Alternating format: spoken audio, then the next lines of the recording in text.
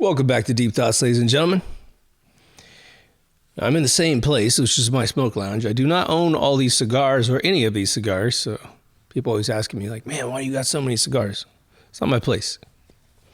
And that isn't dynamite right there. That's just a funny-ass group of sticks. Extremely expensive, that little bundle right there. I forgot what they're called. But today is going to be a user-requested brilliant idea about the Space Shuttle.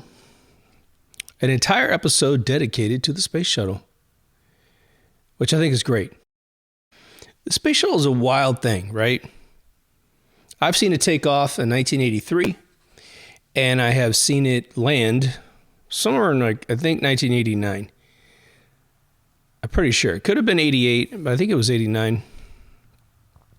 I tried to figure out which one it was, thinking there weren't a lot of McDonnell Douglas, which I believe is the location when they land in the desert here in California, but there's so many.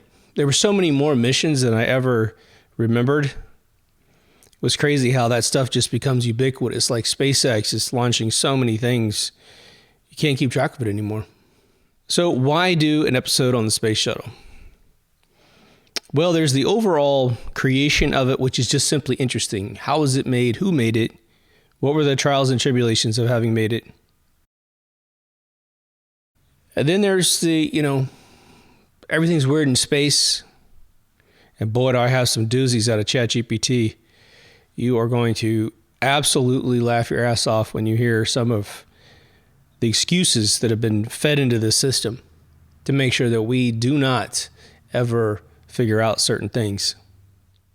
But the number one reason why we're doing this episode has to do with the Challenger explosion of January 28th, 1986.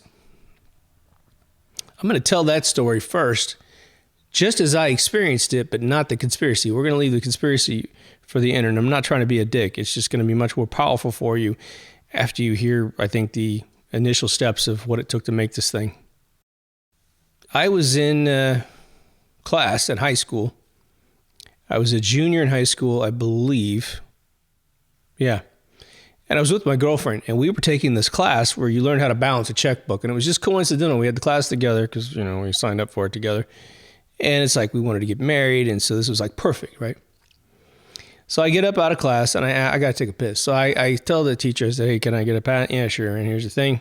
Now, the policy in our school is you can't cut through the library. I didn't need to cut through the library. Library was a place I spent a lot of time either researching stuff or programming on one of their computers. So I kind of had some juice with the lady, but she was still by the book. So I walked all the way down to a brownstone school. It was like a football field all the way down. I'm on the third story. I turn left and I cut through the library and I go to the restroom. And it's like one of those things when you use a gas station to cut a corner. Well, you don't know if you're pulling in for gas until you break the corner, and then they're like, you son of a bitch. Well, she could have thought a whole bunch of different things until I walked back through immediately, having just relieved myself, and then she steps behind me, right about 10, 15 feet behind me, and she continues and continues. She's following me all the way back down the end of the school. Literally, our class was at the end of the school, and I'm thinking, oh, shit, I'm busted. So I go in and I sit down, and the teacher gets up, this dude, another stern guy, and he says, class, I'd like to inform you of something. I'm thinking, oh, damn, I'm not only so busted, he's going to tell the whole class I did this, right? Mr. Lowe went and relieved himself by walking through the library. But he said, I was just informed by the librarian, I forget her name, that the Space Shuttle Challenger has exploded and there were no survivors. And it was like, oh my gosh, the very first of its kind failure of the Space Shuttle platform. Nobody would imagine that of happening. And it was an icon of the country that we have this machine, one of the most complex machines ever built in the world at the time. And it just blew up. And of course, we don't know anything about why that happened. And I'll get into that when we get there. It won't take that long. So by the time we get to this conspiracy and we go through it, the conspiracy is about the fact that maybe there's good evidence, maybe, that these astronauts somehow didn't die. That the mission, even though it was the worst day in the history of NASA launching the Space Shuttle at sub 40 degree temperatures, they did it because they had a contingency plan. No one's going to get hurt, they thought, even if the worst happens. And little did they know, within a few minutes of this thing launching, the worst happened. Now, the conspiracy is actually a happy ending. The astronauts did not perish in the explosion that you saw. That's a conspiracy we're leading up to. And it is amazing when you see this. If you haven't heard this, you're about to have your mind blown. Okay? Even with the most skeptical, angry attitude towards what I just told you, I don't know why you would want these people to have perished. I don't know. You might think we're disrespecting them. No, we think we found them. At least all but one. And the one that's missing was the oldest man on the crew, and quite frankly, may have perished just naturally, right? Or he's just not in the public. Who knows, right? I don't think anyone's going to blow a whistle. So it's invaluable to remember where the United States was when this whole thing was greenlit by Nixon. We were still in the Vietnam War. We had not extracted our soldiers. Things were probably the hottest that they were ever going to get. So it may have been a nice distraction, although it was only really something that would have distracted probably the most academic of humans in the United States. The Apollo missions had concluded in 1972. The 6 missions that supposedly went to the moon. Go see my other episodes on that if you're new to the channel. All 36 of them. But they wanted to get out of this game of trying to do something that's really impossible and do something that's possible, which is to create a reusable vehicle that could deploy heavy payloads into low orbit. Because a whole lot of neat things can be done if you can push things in low orbit. Now remember, before the Space Shuttle and before these claims of having gone to the moon and circled around Apollo 8 and then 10 and then 11 through 17, the highest man had ever been in low orbit was 200 miles. The great way to think about this, and the outrageous claim that we actually made it to the moon, is if you, and this is just damn near an accurate approximation, if you take your floor in America, which is 8 feet tall, and you were to cut it into millimeters, every millimeter is just shy of 100 miles. And so 2 millimeters up, you now are the highest that man had ever been on Apollo 7. 2 millimeters up. And in one journey in Apollo 8, they go all the way to the moon and circle and come back.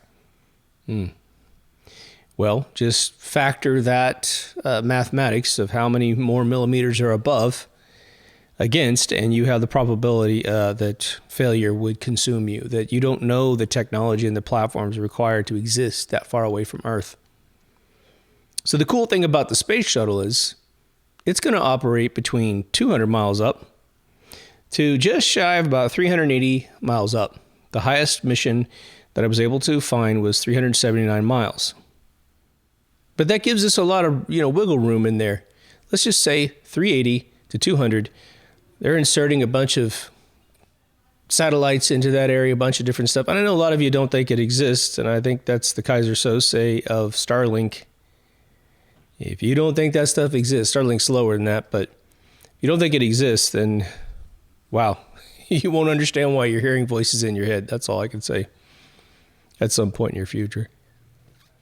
So on January 5th, 1972, Nixon makes the call to NASA's head dude and says, "You're good to go. Spend what you need to spend. Get this baby working."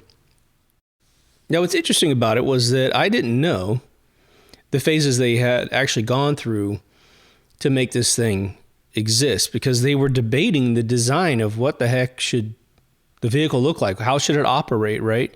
And one of the things I didn't know was that their first designs were actually intending on putting jet engines on the outside of the vehicle, such that as it came back down into thicker atmosphere, it could actually fly itself home completely. And so several of the prototypes actually were doing this, and one was called the Bathtub. It was a funny looking winged vehicle. And I don't know, but when $6 million band credits launch, you have this winged vehicle that crashes in the desert. I can't remember what that was, but everything they had done before, I think the other one was called the X-15, which is sort of a precursor to the SR-71. Everything they'd ever created, including the SR-71, guarantee you, was ebbing its technology, its aerodynamics into this project to say, well, that thing could do this if it's shaped like that, and this one could do that if it's shaped like this. And so they had gone through several phases, and they finally realized, well, for budgetary reasons, the apparatus to insulate jet engines from a supersonic traveling speed and ever being in the vacuum of space and then back in, it was just going to be too costly. It was going to take a lot of effort. So they just subtracted those out. When you subtract out any type of propulsion from a vehicle that is going to be needing to land, then you have what aerodynamics people called a glider. So when you're going into aerodynamics theory and the theory of the vehicle, you're now in a glider design. And that's where they started kicking out prototypes. And this was at the very budding point of any computer-assisted aerodynamics. Most of it was just straight up wind tunnels, models, little models, big models. So they assembled some of America's best and biggest aeronautical companies and rocket engine companies to build this thing. Now, a lot of them actually have changed names, right? So you have Rockwell International, which is now owned by Boeing. You had Morton Thorcal, which is now Northrop Grumman. Martin Marietta, which is now Lockheed Martin. You had Rocketdyne, which is now Aerojet Rocketdyne. IBM stayed IBM. Lockheed Martin, but it was Lockheed Missiles and Space Company, which reduced its name down to Lockheed Martin, of course. You had Goodyear, of course, creating tires. General Dynamics stayed General Dynamics, and of course, NASA. Now we know Rocketdyne was a big part of the Saturn V systems. Most of these companies participated in the Saturn V platform. So they already had pretty strong relationships.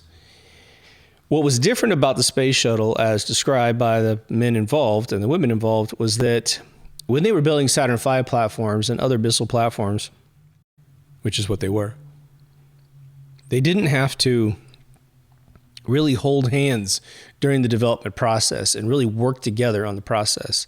They were able to create their thing, and then they deliver their thing. Rocketdyne delivers an F1 booster, and there you go. There's the specs on it. Make sure you install this. They maybe work together to get it installed.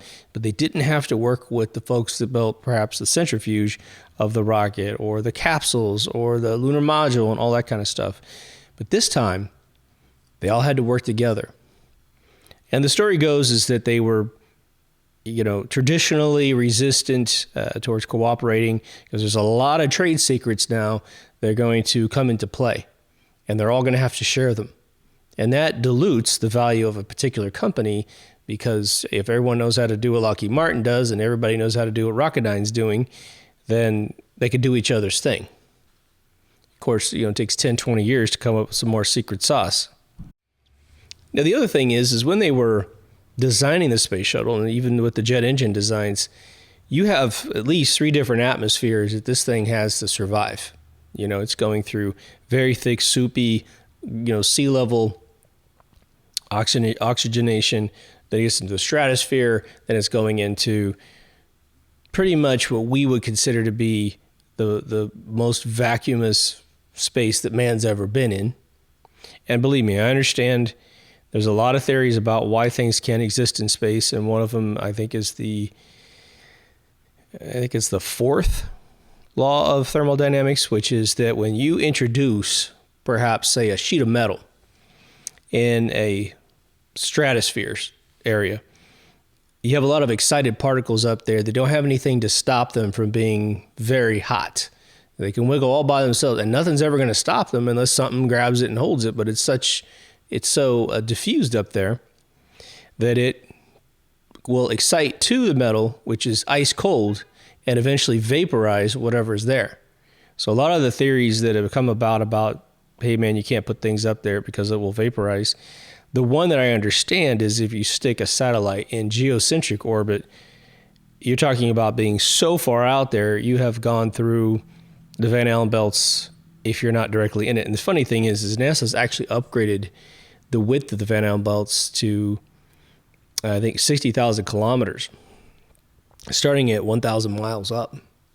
The traditional definition that's thrown around for the last 20 years is only 25,000 miles thick, which means if you put it in geocentric orbit, which is in the 30,000 index, you're outside of that. But you still have to push a bunch of metal through a massive cloud of ions that should stimulate the outside of the vehicle and melt it as it's going through. It's just too much energy. When the Space Shuttle was experimenting, supposedly, with putting a wire out the back of the Space Shuttle to see if it could just grab electrons from, the remnants of the lower levels of the Van Allen belt, the wire nearly vaporized and floated off. But a lot of the military satellites that I'm aware of, that I have held in the designs in my hand, I shouldn't have, was based on that technology, grabbing the ions out of the atmosphere up there and charging up whatever capacitor they need to do, whatever they need to do down to the ground. Directed energy weapon. So anything that could be a weapon that's based on electricity is basically in a 0-point energy system when it's in a high orbit, because it will just grab it and use it and grab it and use it. So be aware.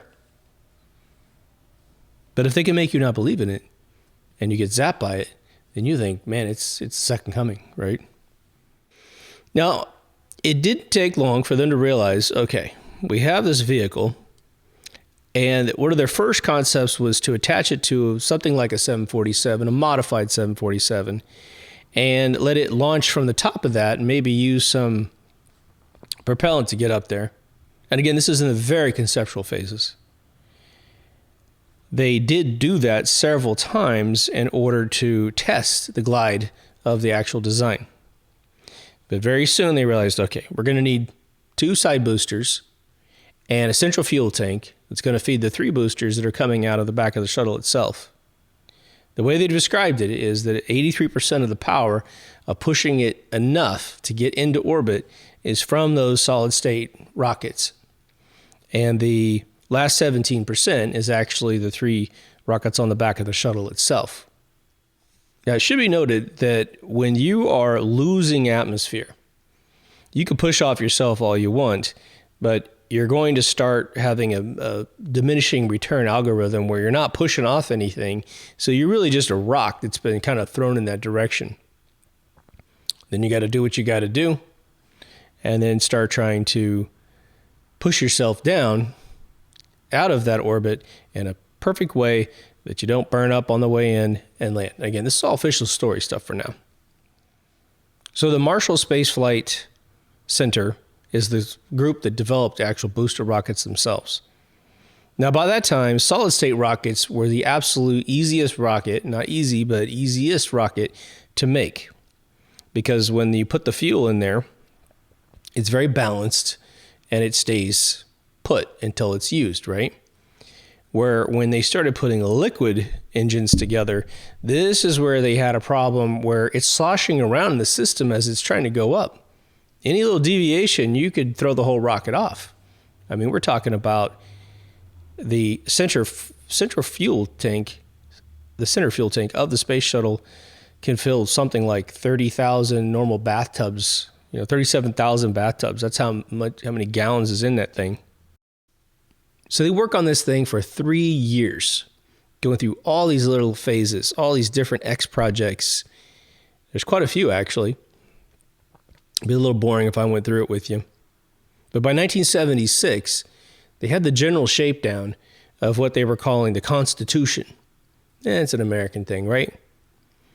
But then a funny thing happened. The Constitution never flew. Never did a space mission. It did gliding tests, right? I believe it's the glider that was connected to the 747. All of the fans of a little show called Star Trek petitioned NASA and said, hey, you know what? Constitution, it's all right name, but we got a much better name in mind. And through a writing campaign, the Constitution was renamed the Enterprise. How cool was that, right? I remember feeling that was awesome. As a bummer, it was never christened into actual functionality. But then they started, by 1977, attaching it to a modified 747 to do the glide test. It was August 12th. And what they had done was put it in a pretty pitched configuration with a big giant clamp with explosive bolts. And their goal was to obviously take this thing up and then release. And then the 747 had to get out of the way really quickly because their concern was as soon as that space shuttle pulls away from the fuselage, it could catch a thick piece of atmosphere, go back and hit the vertical stabilizer, and then you have guys having to hop out of the craft. Now, everything worked great, and they did several of these. In fact, they did 16 of these tests, and every one of them came in great. The engineers that were testing this separation process said there wasn't a 10-second period that didn't have some sort of test going on as this thing separated. So if you think it just separated and the test pilots are just, trying to make sure it could land on the ground, they stressed, look, we had something changing the shape of that glider the entire time, trying to knock it out of whack such that the pilots couldn't control it, which obviously could easily invert and bring back stability. But this thing was created, you think about it. If you go back to 1907, when the Wright brothers finally got their patent for what they've been doing for 3 years earlier, and all the gliders that were in the 1800s were a good 100 years into aviation design, including all the wars we had fought and the jets we had created. We had some impressive platforms out there. We had broken the sound barrier. So the tech of creating a beautiful glider was actually not much of a stretch, but actually building it was a completely separate thing. So once the Enterprise had proven that this glide design was going to work, they finally built the first real space shuttle, which had all the mechanics inside. The vehicle that's supposed to have, 3 engines on the back. The Enterprise didn't have 3 engines, as I understand. They just had this nice, aerodynamic tail on it, right? So you ever see that, you're probably looking at the Enterprise. The Columbia was the real deal. Now they have to really solve some serious problems. You have to put the tiles on the outside. That was one of the biggest sort of Pandora's boxes that they had to solve for. One of the tiles is 90% air, and it's made out of this wild composite ceramic. And they had to obviously figure out a way to glue these things onto the entire body of this vehicle, but most importantly, the lower third that's going to catch all the heat. But they had a hell of a time keeping these tiles on, and they're all unique shapes. For the most part, there's no tile that's shaped exactly the same. And they're also incredibly thick at certain points. They're almost like a platform shoe from Kiss, like 6 inches thick. So they kept trying to glue them to the vehicle. And they said that they would glue a bunch of these things on and then simply come back the next morning and a bunch of them are on the ground inside the hangar, inside the factory. And they're like, geez, this is definitely not going to survive the stress of a launch, flight, right? Also, they really, really, really needed to make sure the Columbia was as light as possible. Now, you know what it was like if you've ever seen an old car from, say, the 30s and the 40s. It's been stripped down to its frame. You know, the frames are really thick and amazing, and the panels are really thick. I mean, again, if you took a shopping cart and banged a car in the 30s, you might chip the paint, but you're not going to hurt the fender. And today, if you cough on a fender, it's dented. Unless you spend a lot of money, get a finer car. They're thicker at a finer level. But you know, when you see the bodies of cars now, they look like mazes, right? Every single piece of metal that didn't need to be there has been pulled off. It's been cut out, just like the unibody of a Macintosh computer, right? Well, they had to do this to the Columbia. Make sure that the entire structure was minimized as much as possible. Now, to give you a perspective how many tiles are on this thing, the Challenger had 31,000 tiles on it. But the Atlantis had 24,000 tiles on it, right? So that's a reduction of like 7,000 tiles. 1,000 tiles. Unbelievable, right? I don't know how they did it. I don't know if they made them thinner or made them bigger so they cover more space. But once you look at them and how they put them on, it is utterly incredible that someone actually created all these unique shapes, and they have to be made utterly perfect so there's no space between them. The other big advancement that the Columbia had was they had a digital console. So instead of having analog equipment telling them where they were, like an old fighter pilot, they developed digital. Now, they say it's the first digital console really ever made for some aviation purpose. But I think we know that, you know, vehicles like SR-71s were probably fitted with that kind of thing first. But at least it was the first above ground one, right? So after Columbia is sort of said to have been started, right, around 1977, this one vehicle took another 4 years before it was ready to launch in 1981. Incredible. 1981. You know, some of you remember that the central fuel tank, we're just going to pick on a few different factoids here, was white. And I didn't remember how many flights actually went up with the white fuel tank in the center, but it was only 2. And they eventually painted it with this, or they left it with its original sort of gold-brown look, right, for manufacturing. And they saved 600 pounds of paint. I actually heard a number way higher, but that's been adjusted down to 600, so yay for the internet. Now, their goal for a particular shuttle in terms of reuse was 30 missions. That was their goal. Columbia almost did it. It got up to 28 missions. The Challenger did 10 missions because of obviously it exploding in 1986. Discovery ended up doing 39, so it kind of made up for the Columbia. Atlantis did 33, Endeavour did 26, and then it was canceled in 2011. In those missions, the shuttle actually took into space 3.5 million pounds, supposedly, of cargo. And what I actually didn't know was how many vehicles were actually put up for the International Space Station. It contributed 440,000 pounds of International Space Station modules, numbering 10. But it brought up several different other pieces that supposedly built this thing. Again, go see my episode on the International Space Station and all of the trickery that you'll find in the footage.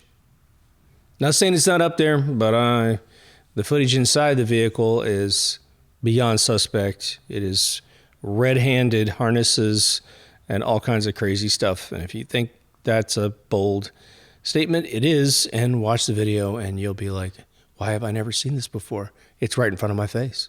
Guys flying by on harnesses, right? So before we get into the ultimate purpose of this episode, in my opinion, I saw the Space Shuttle take off with Sally Ride in 1983.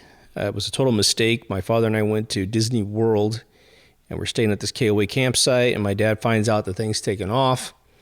And so we go to that famous place. You see them every single time you see a major launch, especially the old Saturn V platform. It's right on the edge of this big body of water. And way off in the distance, it looks like a tic-tac on the horizon. That's all I can describe it as. And I'm watching this thing, and of course they're counting it down. I'm all excited. I'm a huge NASA kid. And then this just furnacy sun pops off this thing. This little tic tac is blinding me. So then it's going up, and the smoke replaces the fire, and the fire dims a little bit, and then there's a tiny layer of clouds that it goes through, and then you can see it pop over. About the time it hits the cloud, if I remember right, this sound from the launch hits you. And all I can say is if you've never seen a rocket take off in your lifetime, you have never heard this sound in your life. It is the most intense, rumbling, crackling noise you have ever heard in your life. It gives you this euphoric feeling that you're just hearing something that's it's so unique you'll never hear it anywhere else, right? So I saw that go up, and we visited NASA. We saw John Denver. It's really funny. He was in this room we were in. He was setting up for some performance. My dad grabbed a shot of him. He looked right at my dad's camera. So John was an icon of America. He was in all the old God movies, and he was just on the radio. And I was from the Midwest at the time, so Rocky Mountain High was like where I lived. I didn't live in the mountains, but it was definitely the genre I was living in. So fast forward, I moved to California in 1987. Somewhere around 88, 89. I remember it as 89. Summer of 89. It was either summer of 89 or summer of 88. I got with this church group, and they're like, hey, we're going to go watch the Space Shuttle land out in the desert. And I have no clue where that is or what it is, right? So we go out, and we're waiting. And they said over the radio that nearly 1 million people were there. 850,000 people were there. And it might have been the one where actual George Bush Sr. walked up after they came out of the vehicle, which we didn't wait for because it takes forever for them to get out of the vehicle. There was one flight where he went out and congratulated them for something. I don't know if that was it. Actually, that would have been the first flight after the Challenger explosion. I'm not sure I was ever at that one. But it was an amazing experience because I'm out there looking around. There's nothing to see. And then they keep telling you over the radio, it's coming, it's coming, it's coming. And I'm thinking what I'm going to see is just this, vehicle come and just land on the runway. No. What I heard was two double taps of sonic booms being popped.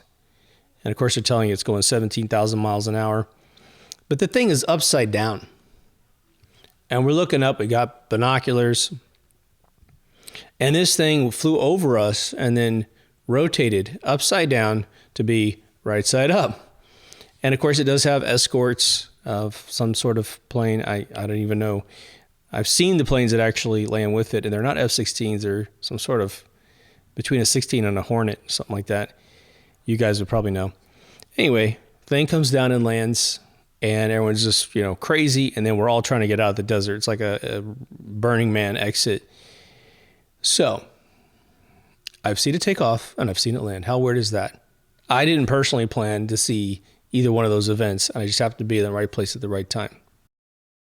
Now, what are some of the contingencies we've got with being in space? And again, if you're coming in official story, just hear us out, okay?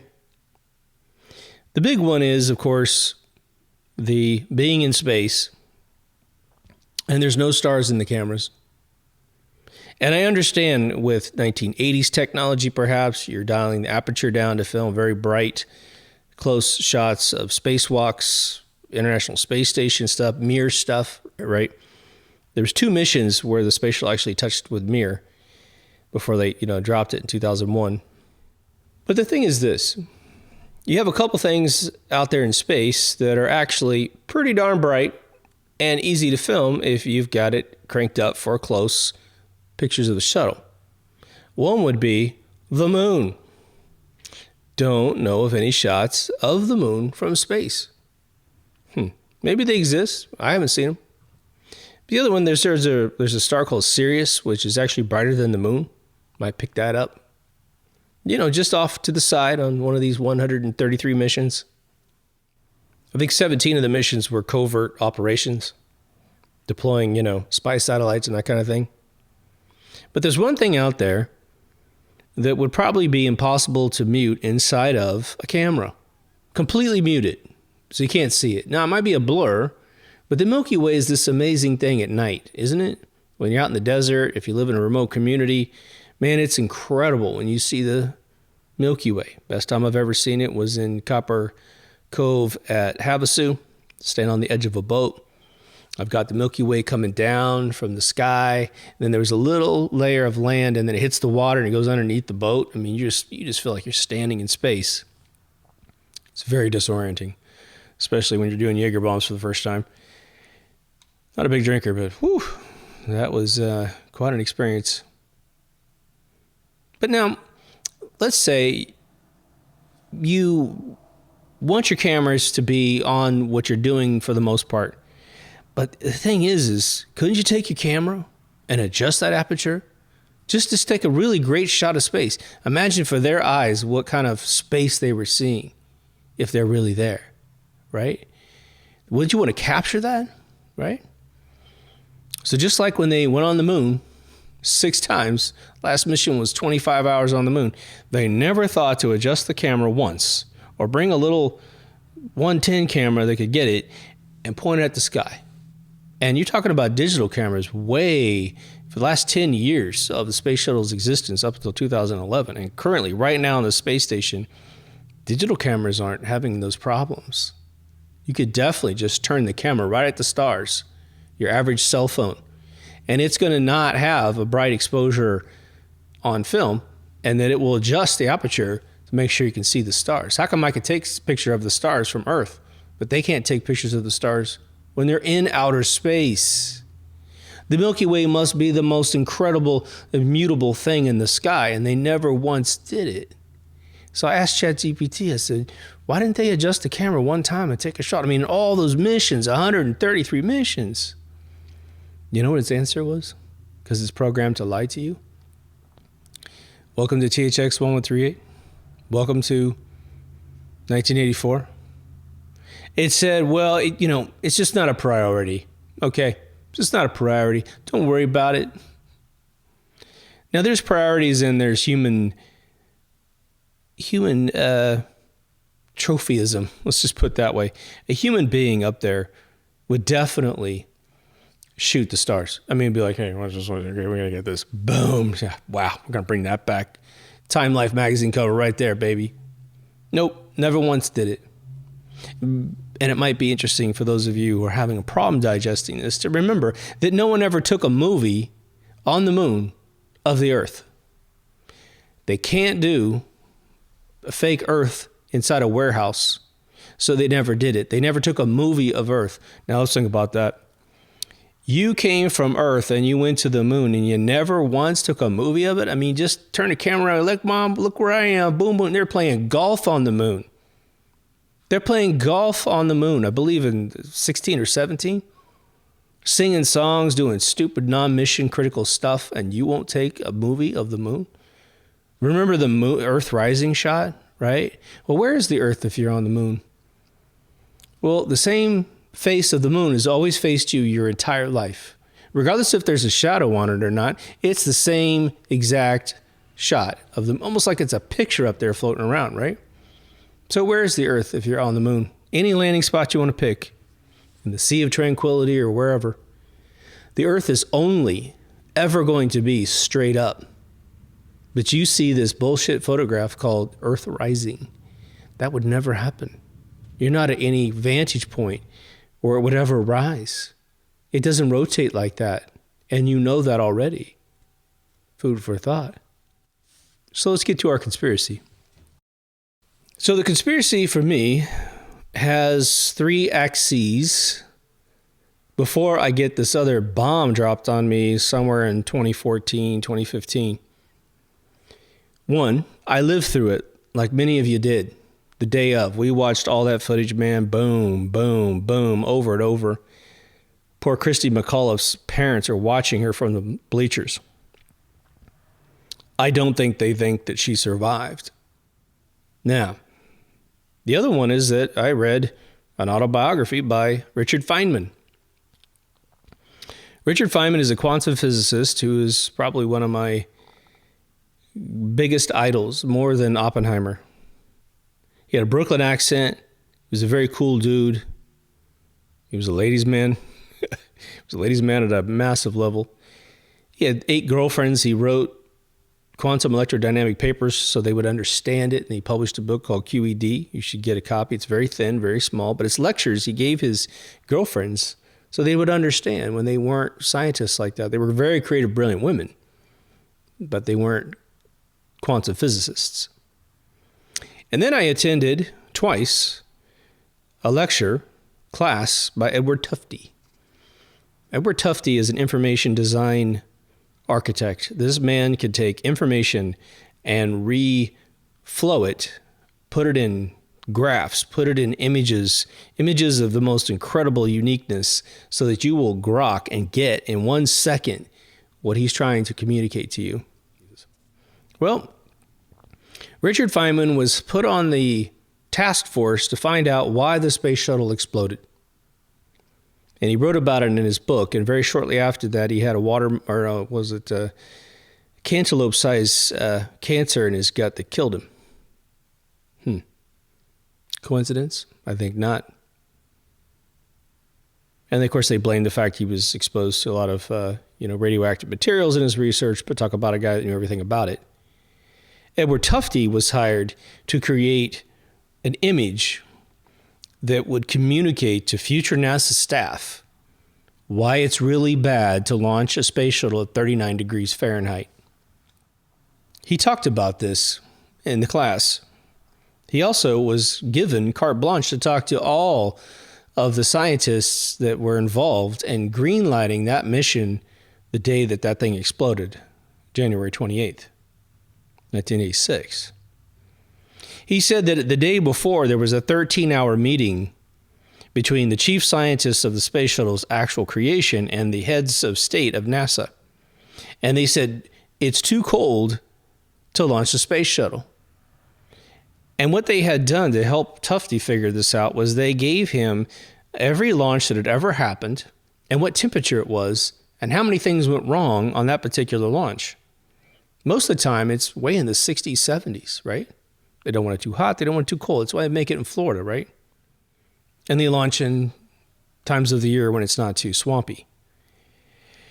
But when he realized that this thing had launched at 39 degrees, the O-ring that popped in the booster, which fed a giant flame directly into the central tank, was something that they were telling the heads of NASA, this is going to happen. This O-ring is going to probably rupture if it's too cold. And you're putting, multiple 1,000-degree, flames by it. Richard Feynman said he was totally duped. He ran around trying to get data, and they were hiding data from him. Go read his book. He said about the time they figured out that they wanted to go ahead and tell the world what they thought had taken place, enough time had passed. And they know that as the research and the investigation goes on, people peel away, right? Most of the population loses interest in exactly what went wrong.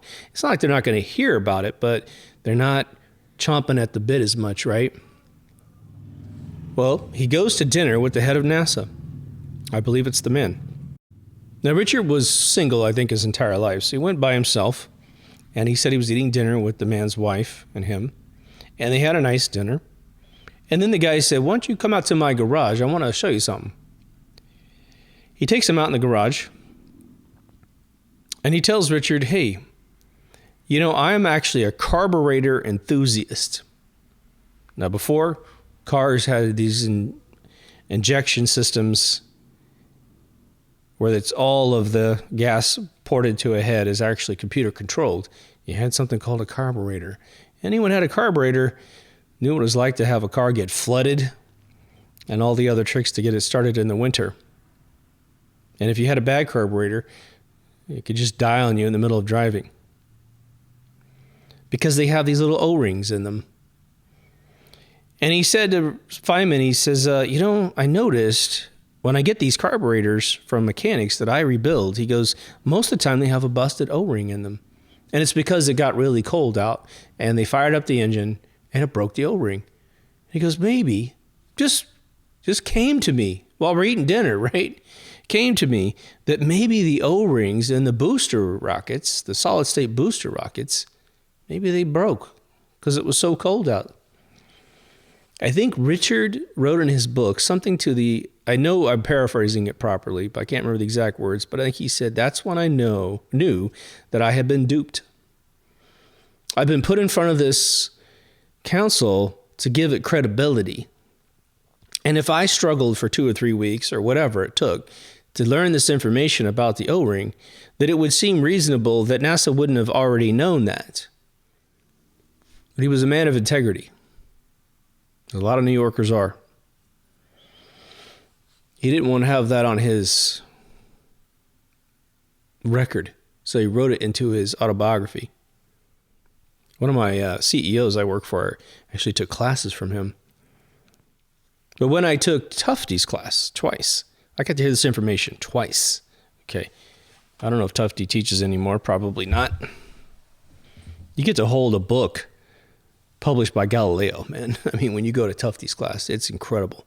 You learn how to arrange information in a way that is just beyond anything you see in today's stuff. When you see Steve Jobs doing a presentation at Apple, you're getting close to Tufte's engineering of data to make you want to buy a product or feel like a particular metric's higher than another to make their product look better than the competition. So I just want to illustrate to you a few things that don't make any sense so that when you get to this bigger thing, your brain's going to be like, oh, well, I didn't know they were lying about that other stuff, right? Of course, it's an accident too. But why did they go ahead and greenlight this thing in the first place? I believe this was Tufte's class where he basically said, look, the White House was wanting Christy McAuliffe, a teacher, to go up on the Space Shuttle because they were really into diversity before everyone else was. They made sure that these missions had people from different ethnicities to prove to kids, hey, it doesn't matter what color you are, just study in school and you can be an astronaut, which I think is awesome, right? That's a great diversity, right? You must be very intelligent. You must be physically apt because you're not going to survive the physical test to get on the space shuttle if you're obese, let's just say. You just can't, right? So they wanted a publicity stunt to occur. As I was told by Tufte, Ronald Reagan himself said, make this thing launch. And then they launch it, very well knowing that if all the scientists in the 13-hour meeting the previous day were right, that was going to pop and it was going to blow up the space shuttle. Now, by no means do I think anyone would ever want the space shuttle to explode at any chain of command ever, not for any reason. The space shuttle, went into hibernation for 2 years because of this mishap.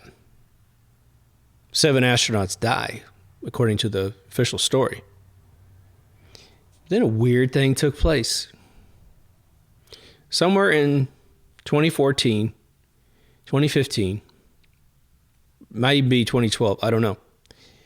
Someone published a video online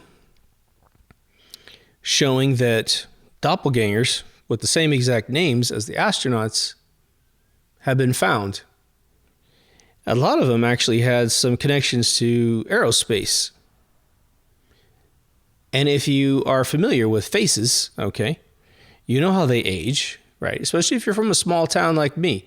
I've seen people age. I've seen myself age, right? But even before I aged, I saw younger people get older. Tons of them, right? Because they're in a small town, you know absolutely everybody, right? Not so much in a big city. Now, imagine that you have found people that look exactly like these people aged up perfectly. And they have very unique names. And the people that they found not only look exactly like these people aged, but they have the same either surname or the same first and last name.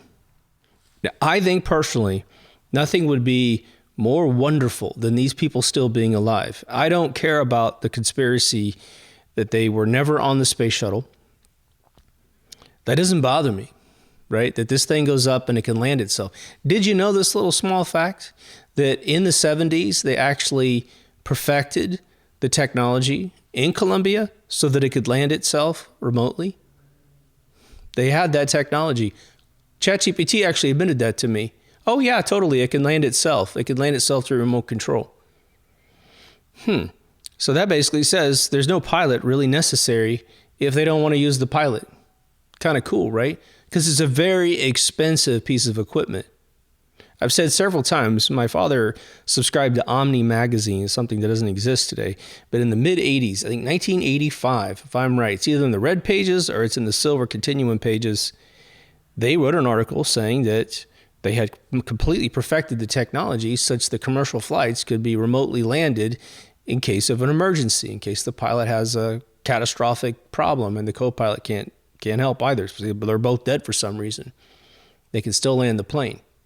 If it depressurized and everybody died, they can still talk to the mechanical device in space, right? In the atmosphere and get it to land. Why wouldn't you, right? So the first person was Francis R. Scobee, Scobee. That was the astronaut. The person that is accused of being his, allegedly accused of being him in the future, is a guy named Richard Scobee. Scobee. B-E-E. Yeah. Have you ever met anybody with the last name Scobee? I have never met anybody with the last name Scobee. I've never even seen it before in my life until tonight. Okay? Obviously, I heard it in the videos that I watch, and I'll show you the picture of these individuals. The new guy runs a marketing company. Michael J. Smith. Looks exactly like a guy named Michael J. Smith. Well, that's weird. He looks just like him, and he's a professor at the University of Wisconsin. And what's really interesting about this is that I had a listener taking a class from the guy, and he texted me and he said, I am taking a class from this dude. He's one of the guys from the Challenger thing. He goes, I'm going to go up and ask him, are you that guy? You know, I'm going to ask the question. I'll let you know what he says. The guy never got back to me. I don't even know if I can find that communication. I'm not sure exactly how he communicated with me. I don't think I had Patreon at the time. The next one is Ronald McNair. Is now Carl McNair.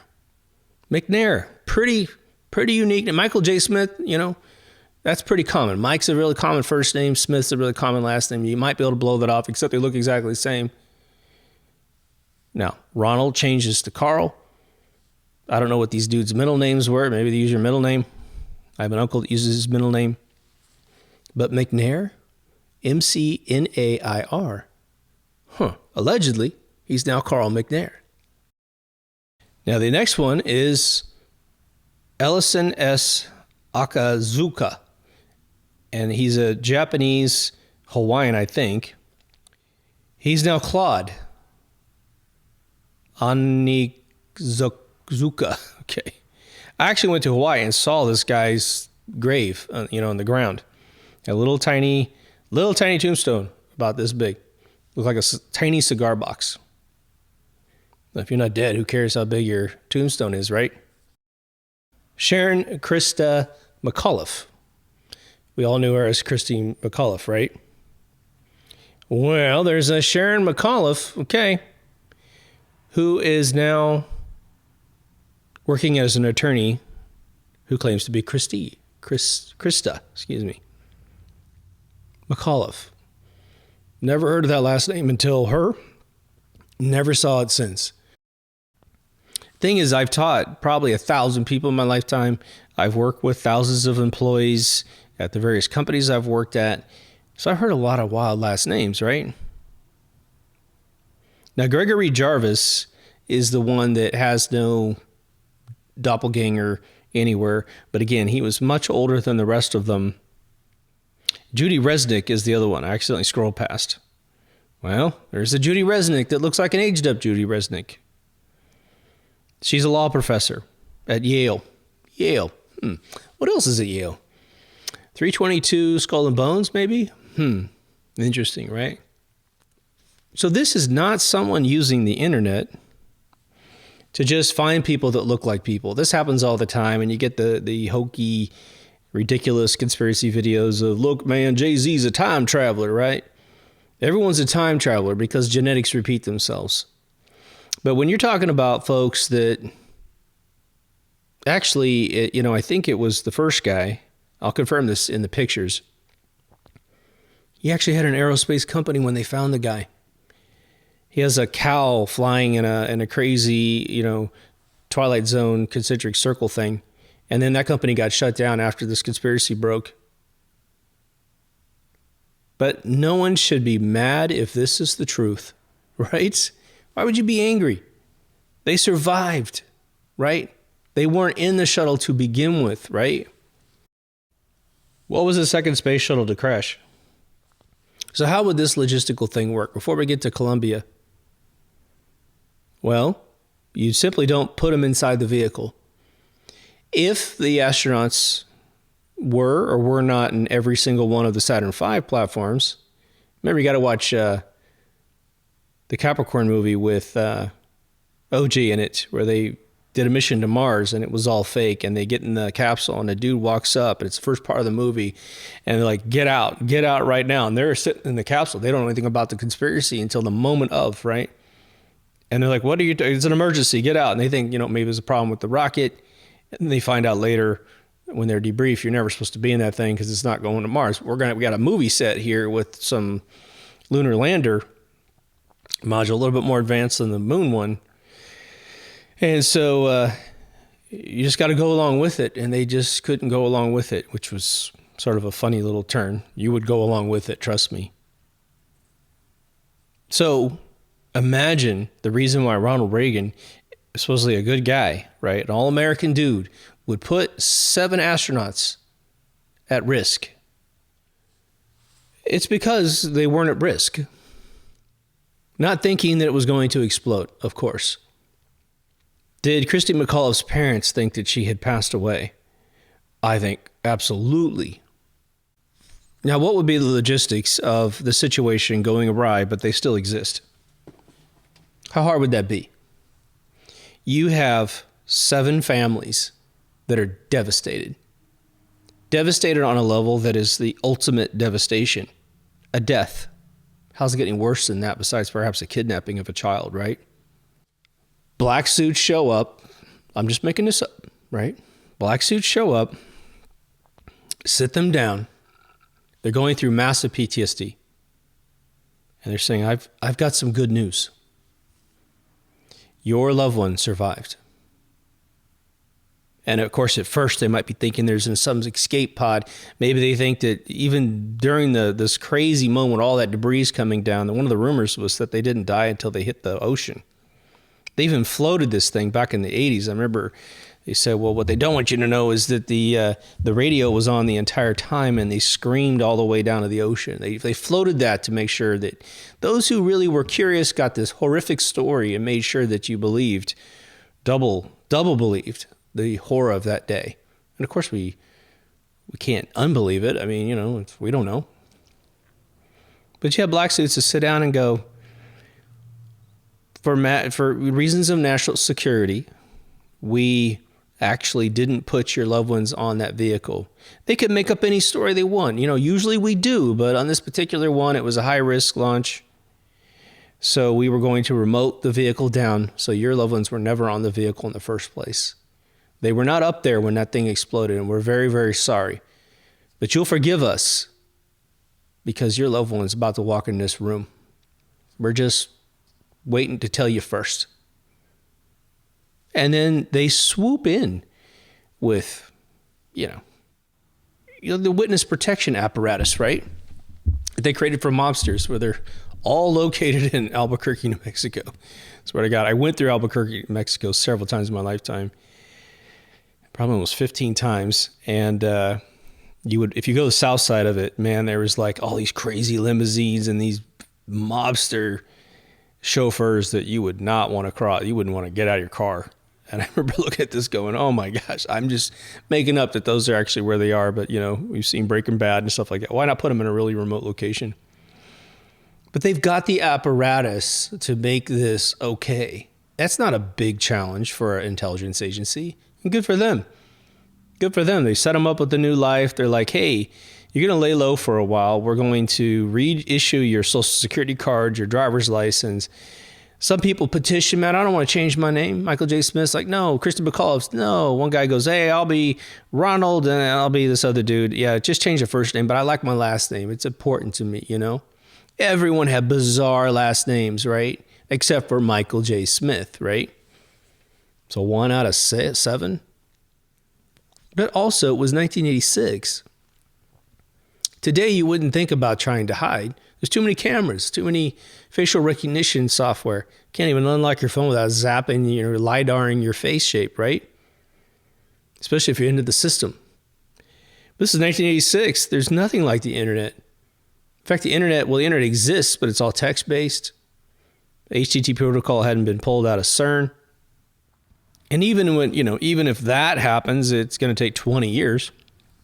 It took basically almost 20 years for these people to be located, for someone to put this all together. And maybe there's some people that knew about it and said, hey, you guys should know that NASA didn't kill these people, that's sort of our mantra. Now, did the flight controller guy think that he had, contributed to killing these folks? I don't know. I would keep them in the dark if I were them. Why? Why involve people that don't need to be involved?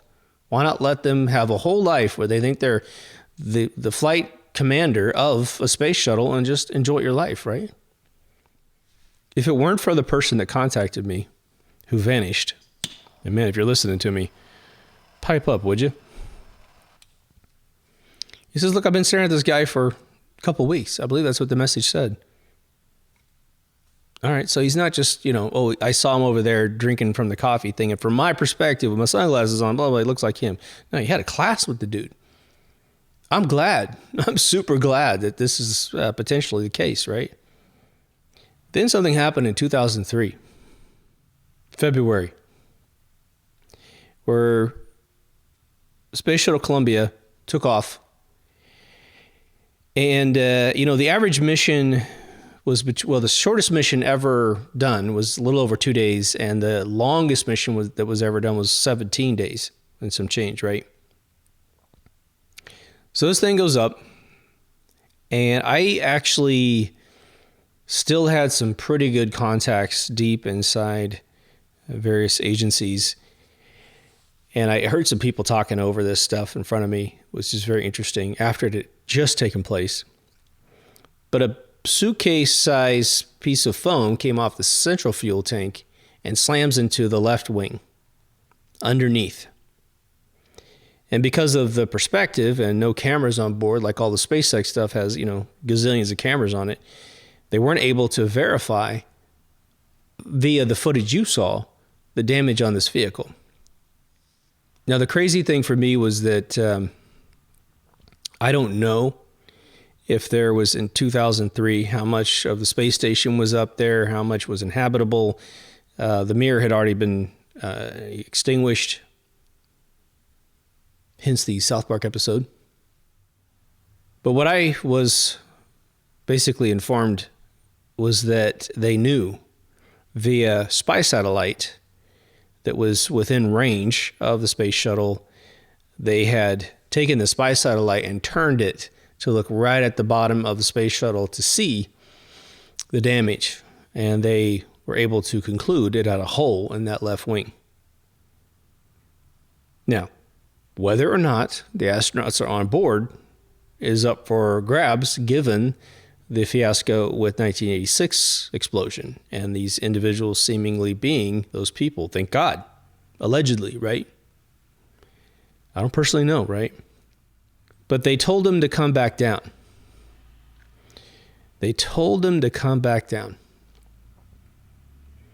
And of course, reentry is very hot. Within seconds, they lost all their sensors on that side of the vehicle. And somewhere over Texas, almost exactly in the center of Texas, the blip on the incoming radar, they were 16 minutes from home. And it just stops updating. They call up to the shuttle, nothing. The flight commander is sweating bullets. He stands up and says, lock all the doors. And so then you have, obviously, for sure, the space shuttle starts to atomize on the way down. Now, I seem to remember, because of the internet, someone found a helmet of an astronaut with definitely a significant amount of body matter inside of it. And so that one, for me, looked far more legit than this recent claim about the 86 crash, right? But I don't know. Who knows, right? Those 7 astronauts have not had anything pop up saying that they're still alive, and then there are these other names. In fact, one of the astronauts' fathers was talking to one of the pending astronauts that I think hadn't quite gone up yet, or he'd maybe done one mission. And he said, look, I can't get my son back, but the last thing he would ever want is this program to end. And so they suspended it for 2 more years. And within those 2 years, I believe they had enough of the space station put together that people were up there on a regular basis, at least the Russians for sure. And they introduced protocols to say that once a shuttle rendezvous with the space station, be it brought up a module or pieces and parts or supplies or whatever, that is to do a full 360 rotation, exposing the bottom of the craft to everybody in the space station, which only has, particularly for some weird reason, windows that face Earth and nothing faces space, right? And inspect the thing to make sure it's okay. That's the official story. Sounds great to me, right? But is it all a story? Is it? When you look into the space shuttle's training process, something really weird pops up. And if you're not into Hollywood and you haven't used editing software and created some fun stuff in your living room on a green screen or a blue screen, which is largely taking over for green screen, you won't pick up on it right away. But they have these underwater training facilities for both the space shuttle and especially the space station. Very deep pools painted this chroma code that is the blue chroma code, which we use for Hollywood shots. Because there's a lot of blues, right? Technically speaking, there's infinite blues. This just happens to be one that is registered. These guys are doing missions, and there's a lot of dudes in scuba gear blowing out giant, plumes of bubbles. And they'll practice something with the scuba guys, who are training them on how to do particular things. But there's always a guy with a camera right there filming it. Really nice camera, underwater camera, big giant preview screen on the back of this thing. I mean, this is like pre-iPad cameras. Sort of what James Cameron had invented when he was shooting Avatar, using a little bit of virtual previs in his warehouse so he would know where things were. Well, if you get the scuba guys out of there, so you've got everybody trained up on what the mission is today, and you get them out of there. I'm just saying, technically speaking, you could easily light the thing. You have to light the green screen, the blue screen. You have to light it up, and the whole thing's lit up beautifully. And then you just bring that footage into your average editor and wipe everything out that's blue and replace it with black. That's the only thing you got to do. You don't have to put stars up there because, man, what would be the task of stars, right? You definitely have to put Earth in the background. You could green screen that in. Or you could have an underwater situation where Earth is some giant rear projection, some easy thing so it doesn't have to project in front, so rear projects, or you just put it in with CG. It's not that hard. It's really not that hard. You see Jurassic Park in 1993? Well, they didn't start taking the space station up until the late 90s, right? And the second they get the thing done, they want to get rid of it. What the hell? The space shuttle is supposed to last 30 years, but the second they put the final modules into the space station, like, yeah, we're getting rid of it. It's too expensive or whatever. Maybe, as I said in my ISS episode, maybe the liability of what they've created is just simply getting too hard to conceal. We can see the wires on their clothing. Go watch my episode on ISS if you have a problem with that. It's undeniable. Absolutely undeniable. China just had a guy with a glass of water on their space station, and they tried to explain how water would just sit in a glass in zero gravity. It's no big deal. You just don't understand gravity. Really? Okay. Diffusion. Okay. I go through 100 reasons why that place is potentially fake on the inside, but maybe it's something up there. I mean, we see something go by. There's even explanations for that. Something goes by really, really fast. People have taken photographs of it. My friends have taken photographs of it. Is it something we're not supposed to know about, what's going on up there? I could believe that. But they need the people to fund it, right? Now, the other thing is that the space shuttle, when you build a space shuttle and you conquer all of these insurmountable, never conquered issues on the ground with people that absolutely 1000% believe that this is all real, you are creating a ton of technology using United States tax dollars that then can be softly bled into either black ops technology, right? Some skunk works technology, or private sector, right? Boeing could take something off the Columbia and all the other versions of this space shuttles. As they build new ones, they made them better and better and better, lighter and better. And they could say, look, we can build you a special Aurora vehicle that goes 14 Mach because of some of the technology we figured out between the SR-71's super toxic fiber that it's built out of, the B-2 bombers, which are built out of all this crazy toxic materials, where a lot of people actually ended up suing the government for, exposure to this material. Never touched it before. Didn't know what it was going to do to the human body. But the one distinction I want to make is that even though the Saturn V platform, which was largely a way of making ICBM technology with taxpayer dollars, even though it had thousands and thousands of people involved in it, I think it's probably easy to say that the space shuttle had even more people involved with it, more industries that were less protected. A lot of contractors that built customer-facing solutions like Boeing. Some companies are just locked down tight, and you will never know what's inside them unless you have a clearance. Others you can walk around. Some places you can visit and tour their facilities, and others you can't, right? I think you can tour JPL, but on one particular occasion, I have a friend who lived up in the hills there, and I came down with my daughter, my girlfriend at the time, and took a wrong turn, pulled straight into one of JPL's entry points.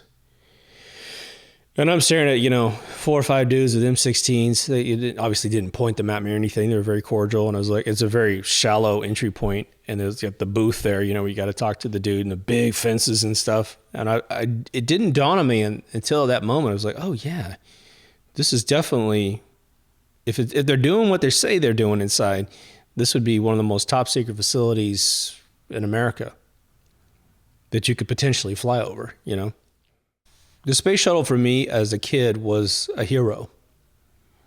I had that poster that a lot of kids had in the 80s, which was sort of a cutaway angled, 45-degree angled poster of the space shuttle. And I used to just look at that and my brain would just think that anything was possible as long as you put your mind to it. There's a tremendous uptick with any of these programs that we can't lose sight of, even if we might get angry at perhaps them not being legit. It's inspiring. It does create new inventions, right? Do I think the astronauts from 86 are alive?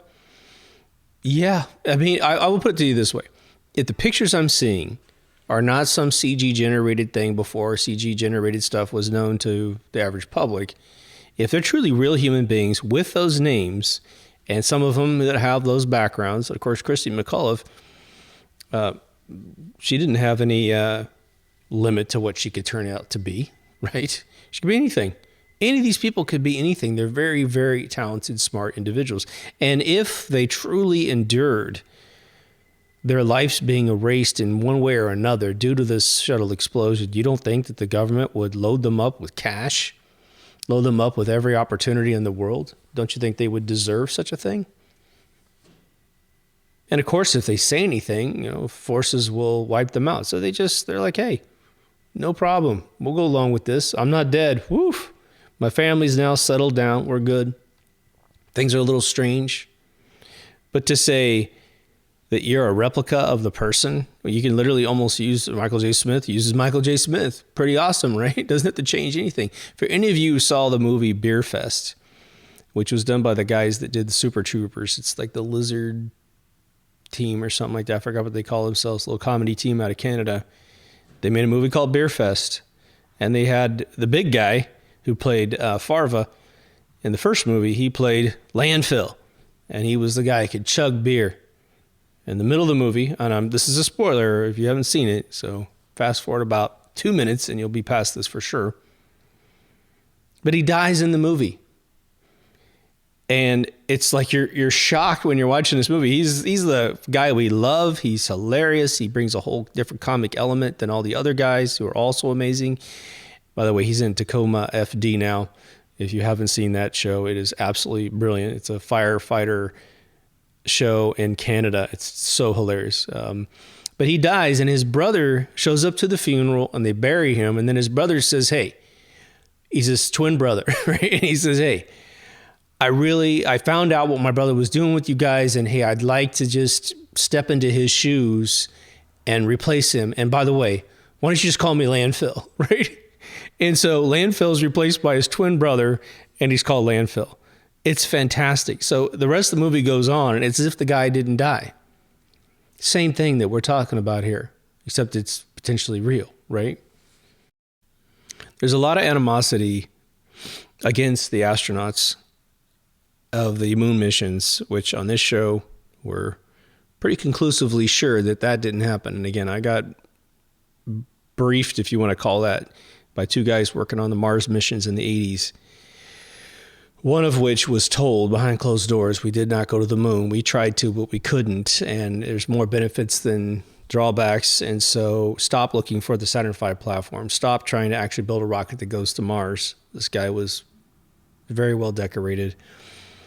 And so I started my journey like that. I didn't even believe him when he told me, but then I saw Bart Sibrel's movie, A Funny Thing Happened on the Way to the Moon, who echoed everything that guy told me in 1991.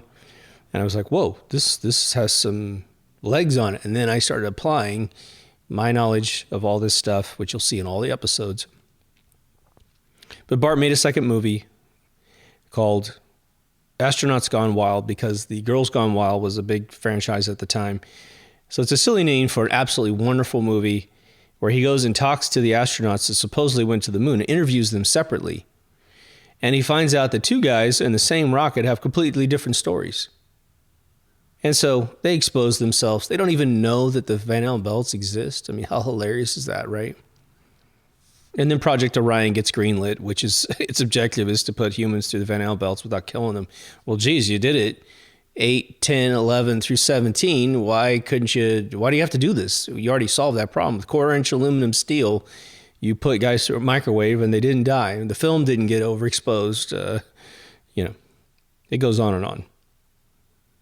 But Bart was punched in the face by Buzz Aldrin after he cornered Buzz at a book signing where Buzz nearly confessed on video. According to Bart, he really thinks he did confess. And I have to admit, you can read his English where basically Buzz said, well, why are you talking to me? Like, this is true, but why are you talking to me? Go talk to NASA. He goes, we were just passengers. And he goes, if you show this to anybody, we're going to sue you. He says, I'd love that. That means all this goes into discovery and becomes public record. Then he tried to get Neil Armstrong to swear on a Bible that he went to the moon. And Neil's a very religious man and would not swear on the Bible. Neil Armstrong's, one of his last speeches, he was talking about truths that will be revealed, right? Buzz has said it a couple times now. They didn't go to the moon, once to an 8-year-old kid. He said it to a guy in 1985 at a party at Joan Rivers' house in Hollywood. He had a waiter come up to him, an 18-year-old kid, and said, hey, Buzz, you're my hero. I just want to let you know, I think you're awesome, and thank you for what you did. Buzz got blitzed that night, and while he was waiting for his car, he walked up to the kid. He says, we didn't go. He didn't say to the moon, but what else could he be talking about, right? But we can't blame these individuals for being put inside of a box, an intelligence kill box that basically says, you step out of line, bang, you're gone, right? One of the astronauts that died in Ojai, that's Ojay, in a motorcycle accident, it was coming up on the 40th anniversary, and apparently he was telling his friends, this is just allegedly, that he was going to blow the whistle, and then he suddenly has a motorcycle accident and he's dead.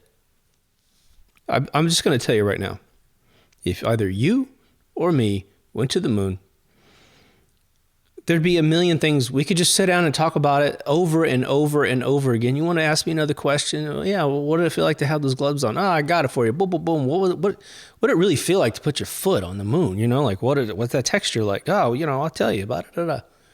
And it should be possible to isolate other guys that did this, and they should have similar recollections about everything, right? They don't, and that's what Bart proved. One guy, I forgot the astronaut's name, threw him out of the house as Bart was bending down to pick up a bag. The guy literally kneed him in the ass. And the problem was that the astronaut still had a mic on that was broadcasting to a recording device. So as they left in their car, the guy's grandson, actually says, well, should we call the CIA and have them whacked? Right? It's like, what? Well, it doesn't sound like you went to the moon, okay? It doesn't sound like that's a problem. If you're telling the truth, the kid would probably have said something to the effect of, he must have been told they didn't go. But the kid should have said, well, what an asshole, right? What a jerk.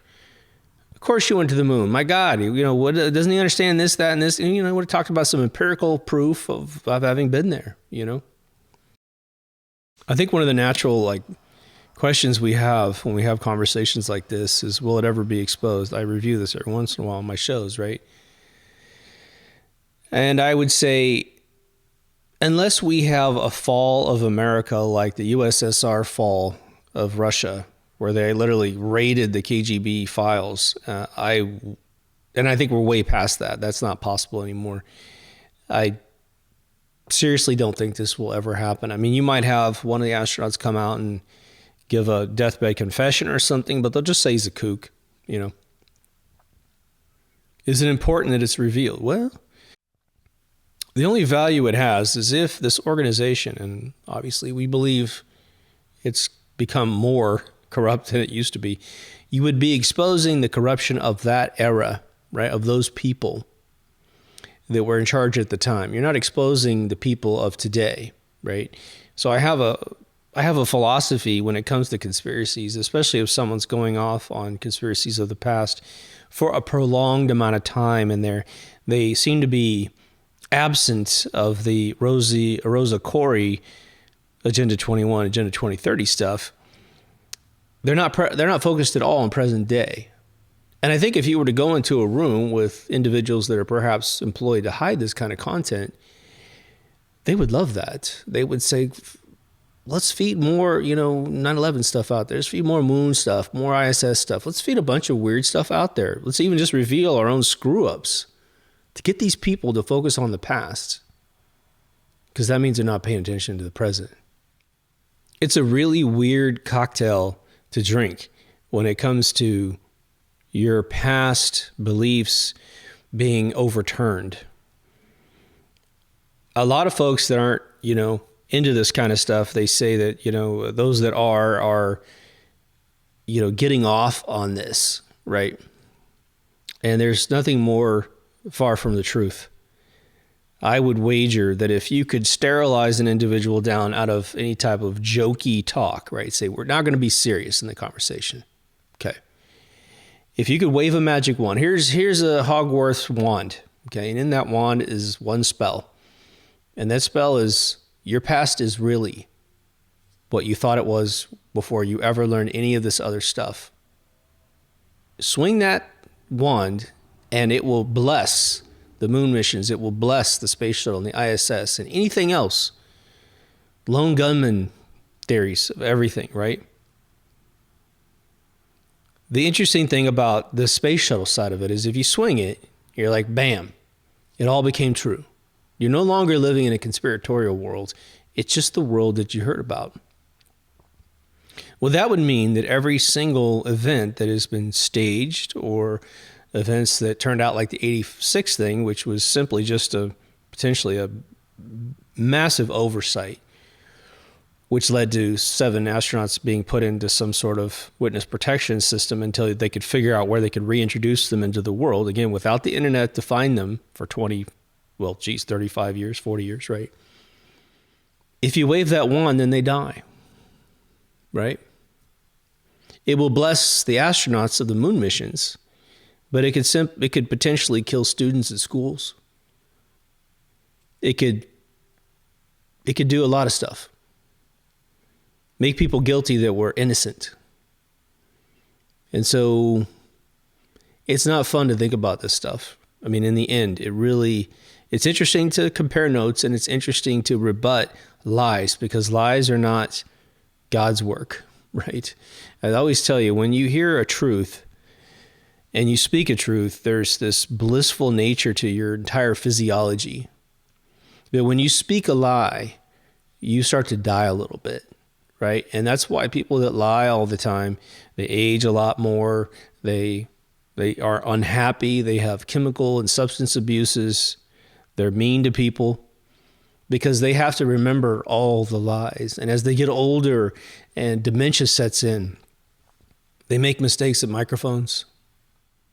They become a liability to agencies where they got to put people on people to make sure that they're not allowed to talk on a microphone and go off script. So it's a young man's game, being a liar at some massive level. And they always have to introduce new blood to take care of the older blood. Imagine being one of these individuals, space individuals, astronauts, and you are covering. And so you will never, ever in your entire life be by yourself. You will never be outside of an extra layer of massive surveillance. Your phone calls, even from the 70s and up, will all be listened to. I had a very incredible friend of mine who was a mentor of mine on many levels, worked for one of those alphabet agencies. I told this story once before. It was, I think, the early 90s, and he and I were doing a phone call. And I don't know how I lost my protocol in my brain. I knew better than to do this, but somehow I said the acronym on the telephone. His phone was cut off. He's trying to go, he's saying, last thing I heard from him at the time, we reconnected, it was fine.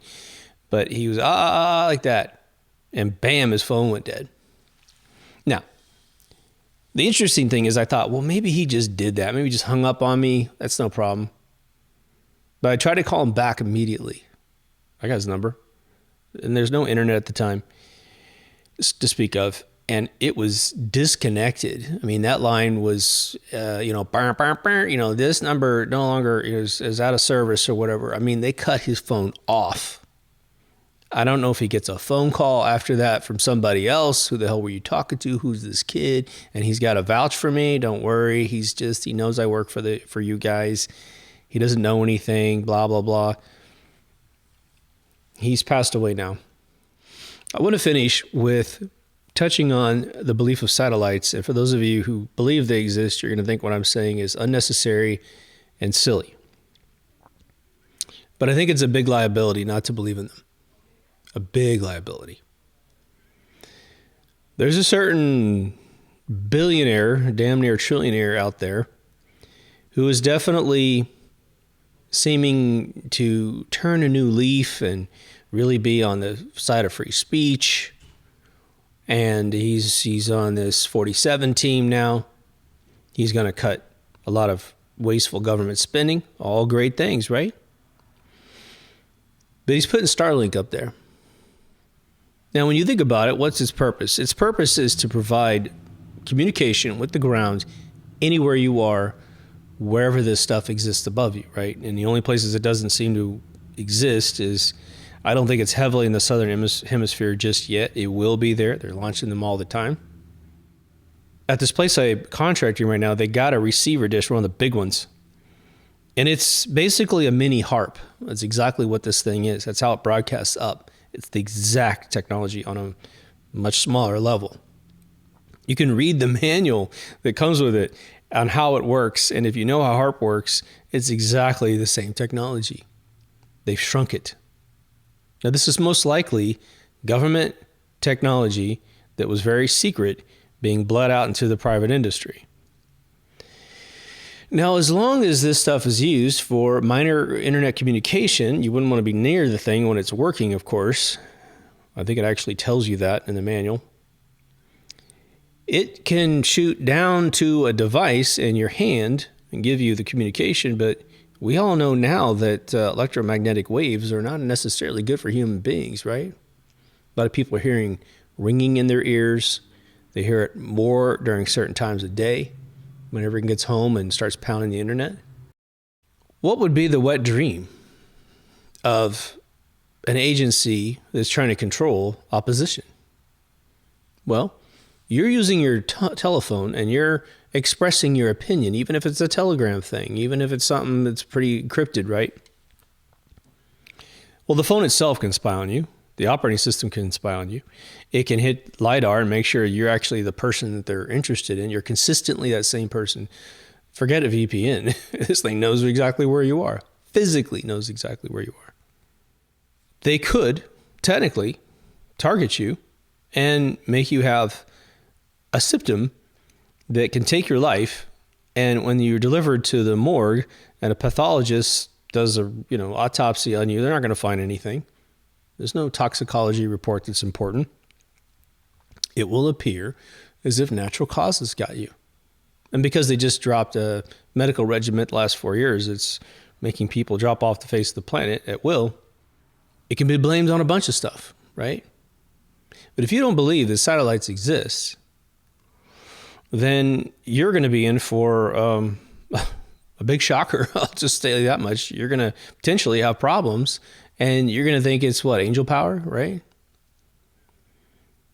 Again, my buddy who passed away in, I think, 1989, dropped in my lap the designs of one of these things that doesn't exist, right? Big, thick, 1-inch thick document, landscape cut like a Thompson guide. And I'm looking through this thing, and I'm like, I'm a smart cookie, man. I'm looking at this thing going, holy crap. I'm familiar with electronics. I'm familiar with a lot of stuff, and he's briefing me on kind of what I'm looking at, but he says, you didn't see this. He helped develop this thing. He helped write the software for it, the artificial intelligence that made this thing think on its own. And I asked him lots of questions about this thing. It's just one design. Well, what am I looking at? A make-believe object, or a guy that spent 10 years of his life telling this thing what to do? Maybe some of the technology isn't what they say it is. Doesn't matter. There are objects above you that are communicating with the ground. They're not all on balloons. There are balloon receivers. We see them crash all the time in foreign countries. I've seen a video, I think it was Vietnam or something, ran up to this device and it's crashed and it's beeping and it's got a big balloon that popped. And, they don't know what it is. And it just looked like almost like the first V'ger entity that was in this original Star Trek series from 66 to 69, the robot that was floating around the room and was coming back to meet its creator, right? And Kirk, I believe it was Kirk that gave him the logic problem so he would back off and not kill them all. It looked like one of those things kind of broke open, So I don't know how you need to get there if you don't believe in that kind of stuff. But there's no doubt in my mind that a platform of that nature exists in many, many forms, right? But one of the things I want to leave you with, because it's one of the last things my buddy left me with, he and I, just to kind of fill you in, just so you get some context to this, he and I work for him at the TurboTax place. I was his assistant. He was he was the VP of R&D. And I was his assistant. He loved me. I loved him. We spent our time together. It was cool. smart. I mean, I could talk about all my unified physics theories, and he was right there. His family was beyond wealthy, okay? I mean, upper class, okay? I think his mother's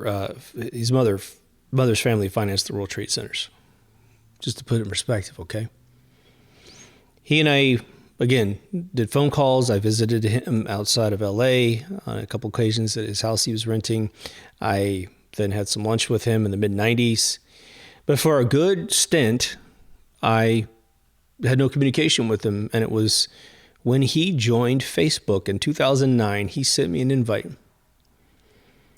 And it was a picture of him. And I thought, wow, he doesn't allow pictures to be taken of him because of his background. But I guess enough years had lapsed. He'd had a child, I think. He definitely had a child already. And I think he was coming out of his shell. And he put a couple cool photographs up. And he had this one photograph, the only photograph I knew that was ever taken of him. And he tried to confiscate the camera. And I think he did, which is why he had the photograph. He put that up there too. It was from like 89.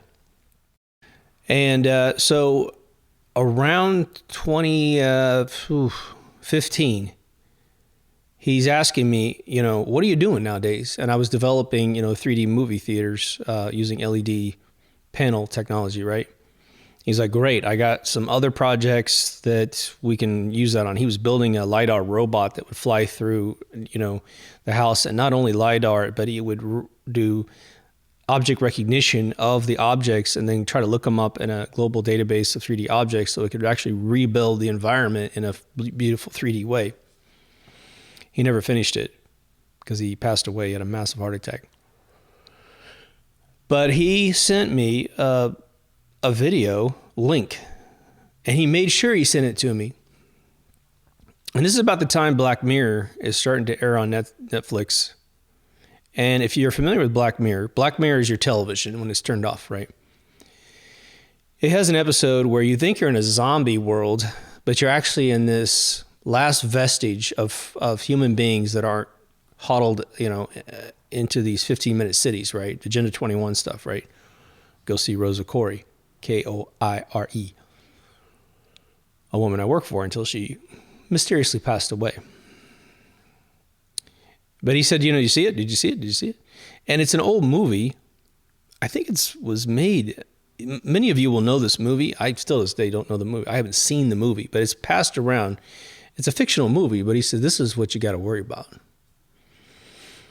And it was a guy giving a demonstration of tiny drones, which are now the big thing, right? Law enforcements are buying hundreds of these things, thousands of these things, right? And everyone's so happy because they make these, shapes in the sky and there's a guy walking or UFO or some bullshit, right? But the movie was that inside this drone was a .22 caliber bullet. Just a little .22. But its objective in the movie, what the guy demonstrated was it would find the target using, face recognition or your phone or whatever, and it would come down and land on your forehead and blast that shell into your skull, killing you instantly, right? He says, this is what you need to worry about. I know it's not a space shuttle base, but we talk about why some of this stuff is important and why some of these factions might need to be exposed and why their plans need to be heavily, heavily slowed down, if not completely extinguished. It's because of these kind of things, right? Now, I think it's ironic that the agency we think, DARPA was really the creator of Facebook, but we know what it was about. It was about harvesting faces, right? And then harvesting your behavioral mechanisms into Facebook. Go see the show Westworld and get past season 2. First episode of season 2 is where it all drops on you what Facebook really is, because Westworld is Facebook in a way, right? But isn't it interesting that a guy that is a part of an international alphabet agency is the guy that invites me to Facebook? And the reason why I joined again was that I was reconnecting with a brilliant old friend of mine, and that he had never posted his face again, and a face before that. And I was like, wow, I'm definitely joining because of that dude. So I hope you feel me. This is your Space Shuttle episode plus bonus stuff at the end here. For me, this stuff is very real, but I don't lose any sleep over this stuff. I'm more focused on kind of what's happening, but it's such a juggernaut now, right? What they're doing is so massive all the time that the only way we're ever going to get out of this is to educate each other. That's the only way we're going to ever pull this thing off and stay free people. The world is ignorant, not necessarily stupid, but you have to pick something for each individual that they're ready to hear, that's important to them. Don't worry about all this stuff. If they're not into moon stuff, well, don't say any moon stuff to them. They don't care. It doesn't matter to them. Maybe they don't even know anything about it. I think 95% of Americans think we went to the moon, or at least, said we went to the moon one time. And when you tell the average person, no, we went 6 times. And if Apollo 13 hadn't had a problem, it would have been 7 times. Really? I've seen grown men in their 40s. We went more than once? Like, wow. But they would be the person to say you're nuts if you said we didn't go. They know nothing about it, but it was on the television, right? Anyway, I could talk forever about this stuff. Hope you enjoyed it. Give me your comments. There wasn't a tremendous amount of meat on this bone, but it was definitely some stuff that needed to be said, I think, right? But if you're coming in on audio, make sure you definitely see the video so you can kind of put these two together, where the face of the astronaut and the face of the person today being accused of being that astronaut, allegedly, right? It's stunning. It's very hard to deny that there is apparently circumstantial evidence that's pretty compelling, right? But yay, they're not dead. Yay, they have a life. Yay, that this thing didn't actually blow them up. That's the good news. Columbia, I don't know. I think people do. Tens of thousands of people helped pick the mess up, and I think that they thought it was very real. Something definitely, the shuttle definitely blew up over Texas for sure. So God bless their souls if they were actually on board, right? But anyway, if you haven't been to deepthoughtsradio.com, please go. Everything's up there. There are hundreds and hundreds of episodes like this. Use the category list on the front page of the website. That's the best way to find what you need. The other 2 places you can find the show is Rumble and BitChute. I got a little thing going on Brighteon, but of course, it's almost got nothing on it. All the social media, other platforms, Minds.com, Gab, Getter, you'll see the feeds. I just kind of echo the broadcast of the videos into those channels. There's not much dialogue on those. There's an X channel. No one ever goes to it. There's a Truth Social. No one ever goes to it. So a lot of those platforms are completely dead, but I post up there just in case you happen to be on that and you need a reminder. If you subscribe to the channel, make sure you're still subscribed to the channel, because a lot of you guys get kicked off. We have had a pretty good uptick. I am finding that if I publish videos too quickly, it actually makes the sub go down. I don't know if that's the algorithm, or some of you are like, hey man, I don't want you feeding out, bogarting my list of recent videos in YouTube. Don't know. Let me know what you think about that. But there's audio if you're on video if you're on audio. There's a store with some cool shirts. We got a much cheaper store up there than the one that I had before. It actually changed prices the smaller the item gets. So if you have a small t-shirt size, it's much cheaper than the XXX, right? XXL. What else do we have? We have Patreon and PayPal, and thank you so much to the folks that hang on. I'm debating on whether or not keeping PayPal a pay thing, because I just feel like I don't know what the expectation is of content up there. There's definitely some new stuff up there. There's a lot of stuff up there that's not anywhere else. So I rebroadcast or re-uploaded a lot of the audio from the MK Ultra radio show I had before this. A lot of fun conversations, and there's 2 of us talking. And it's a very funny show. But it's also pretty gnarly. The theme music is really gnarly, so if you hear that and it annoys you, just fast forward a minute and it'll be gone, and then you'll hear some really fun exchanges. And my buddy Kyle, who's the host on that side, he is a phenomenal guy, 2-time Emmy winner of special effects. He's done every movie and a television show that's worth mentioning, and he's just he's a former rocker, and so it's 2 good brains kind of talking stuff over. But anyway, thank you for tuning in. Take care of yourself and someone else, and I'll see you in the next Deep Thoughts. Over and out.